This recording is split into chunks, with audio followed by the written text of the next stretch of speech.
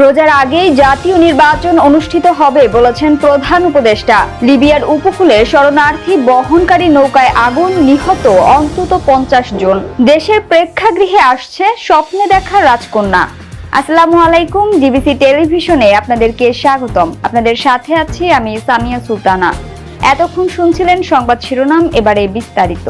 পবিত্র রমজানের আগেই আগামী ফেব্রুয়ারিতে বাংলাদেশে জাতীয় নির্বাচন অনুষ্ঠিত হবে বলে জানিয়েছেন প্রধান উপদেষ্টা ডক্টর মোহাম্মদ ইউনূস। নির্বাচন শেষে নিজ পেশাগত জীবনে ফিরে যাওয়ার প্রত্যয় ব্যক্ত করেছেন তিনি।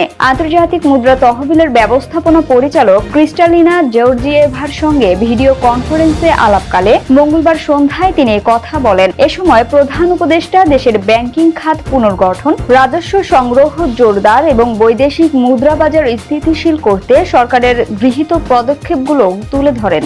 আলোচনায় আইএমএফ প্রধান বাংলাদেশের অর্থনীতিকে স্থিতিশীল করতে ডক্টর ইউনূসের নেয়া উদ্যোগের প্রশংসা করে বলেন, আপনার অর্জন আমাকে মুগ্ধ করেছে।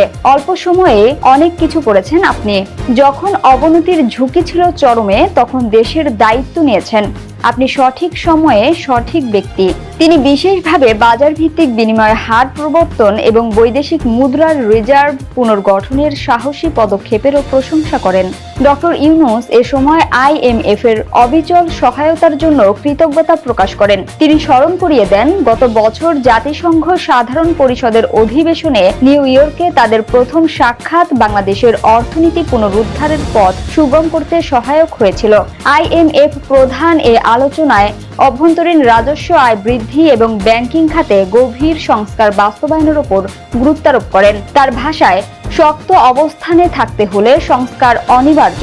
এটি বাংলাদেশের ইতিহাসের এক অমূল্য মুহূর্ত। প্রধান উপদেষ্টা জানান, তার সরকার ইতোমধ্যে ব্যাংকিং খাত পুনর্গঠন এবং রাজস্ব সংগ্রহ জোরদারের জন্য পদক্ষেপ নিয়েছে। তিনি বলেন, আমরা এক বিধ্বস্ত ও সম্পূর্ণ ভেঙে পড়া অর্থনীতি উত্তরাধিকার সূত্রে পেয়েছে। কিছু ব্যক্তি আক্ষরিক অর্থে ব্যাগ ভর্তি টাকা ব্যাংক থেকে নিয়ে পালিয়ে গেছে। আলোচনায় আঞ্চলিক পরিস্থিতিও স্থান পায়। এর মধ্যে ছিল নেপালের চলমান যুব আন্দোলন এবং আসিয়ান ভুক্তির জন্য বাংলাদেশের আগ্রহ।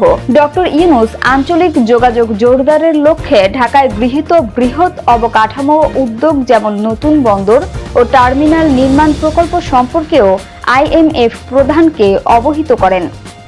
এবারে আন্তর্জাতিক প্রসঙ্গ। লিবিয়ার উপকূলে শরণার্থী বহনকারী নৌকায় আগুন, নিহত অন্তত 50 জন। উত্তর আফ্রিকার দেশ লিবিয়ার উপকূলে সুদানি শরণার্থী বহনকারী একটি নৌকায় অগ্নিকাণ্ডে অন্তত 50 জন নিহত হয়েছেন।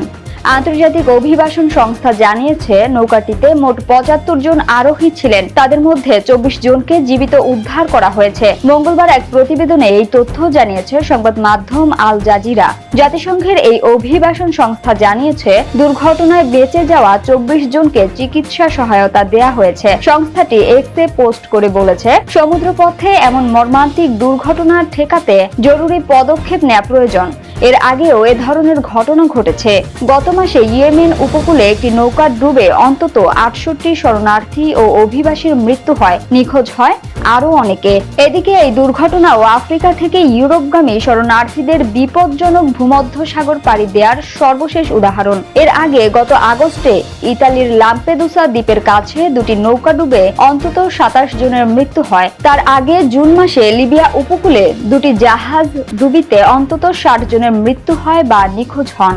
অধিকার সংগঠন ও জাতিসংঘ সংস্থাগুলো বলছে, লিবিয়ায় শরণার্থী ও অভিবাসীরা নিয়মিতভাবে নির্যাতন, ধর্ষণ ও চাঁদাবাজির শিকার হয়। সাম্প্রতিক বছরগুলোতে ইউরোপীয় ইউনিয়ন অভিবাসন ঠেকাতে লিবিয়ার কোস্টগার্ডকে সরঞ্জাম ও অর্থ সহায়তা দিয়েছে, কিন্তু ওই কোস্টগার্ডের সঙ্গে নির্যাতন ও অপরাধে জড়িত মিলিশিয়ার সম্পর্ক থাকার অভিযোগ উঠেছে। এছাড়া মানবাধিকার সংগঠনগুলো বলছে, ইউরোপের দেশগুলো রাষ্ট্রীয় উদ্ধার অভিযান ধাপে ধাপে বন্ধ করায় সমুদ্র যাত্রা আরো বিপজ্জনক হয়ে উঠেছে। ভূমধ্যসাগরে উদ্ধার কাজে নিয়োজিত দাতব্য সংস্থাগুলোর বিরুদ্ধেও তারা বিভিন্ন রাষ্ট্রের দমনমূলক পদক্ষেপের শিকার হয়েছে। ফলে সংঘাত ও নিপীড়ন থেকে পালিয়ে আসা বহু মানুষ লিবিয়ায় আটকা পড়েছে এবং অমানবিক পরিস্থিতিতে বন্দি শিবিরে দিন কাটাতে বাধ্য হচ্ছে।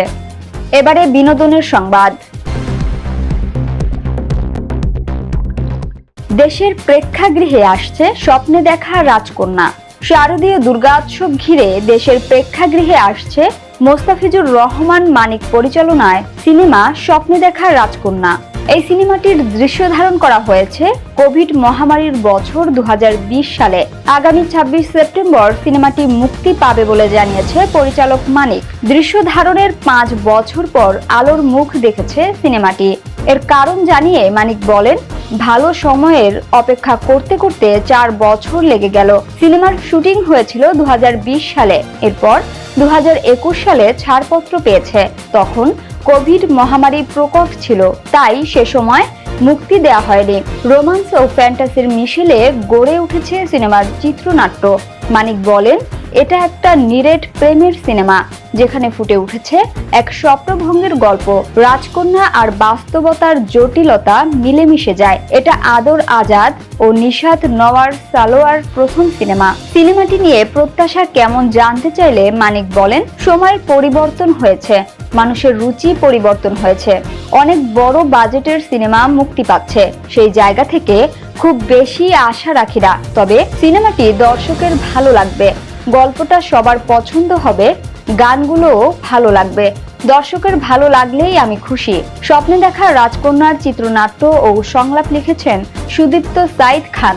MS মুজিবের ব্যানারে নির্মিত এই সিনেমায় আরও অভিনয় করেছেন আলী রাজ, মারুফ আকিব, রেবেকা ও কমেডি অভিনেতা চিকন আলী সহ আরও কয়েকজন। সংবাদের শেষ পর্যায়ে শিরোনামগুলো জানিয়ে দিব আরও একবার। রোজার আগেই জাতীয় নির্বাচন অনুষ্ঠিত হবে বলেছেন প্রধান উপদেষ্টা। লিবিয়ার উপকূলে শরণার্থী বহনকারী নৌকায় আগুন, নিহত অন্তত 50 জন।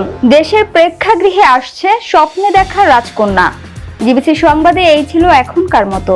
বিশ্বের যে কোনো প্রান্ত থেকে সর্বশেষ খবর জানতে ভিজিট করুন জিবিসি অফিসিয়াল ইউটিউব চ্যানেল ও ফেসবুক পেজ। এতক্ষণ সঙ্গে থাকার জন্য ধন্যবাদ সবাইকে।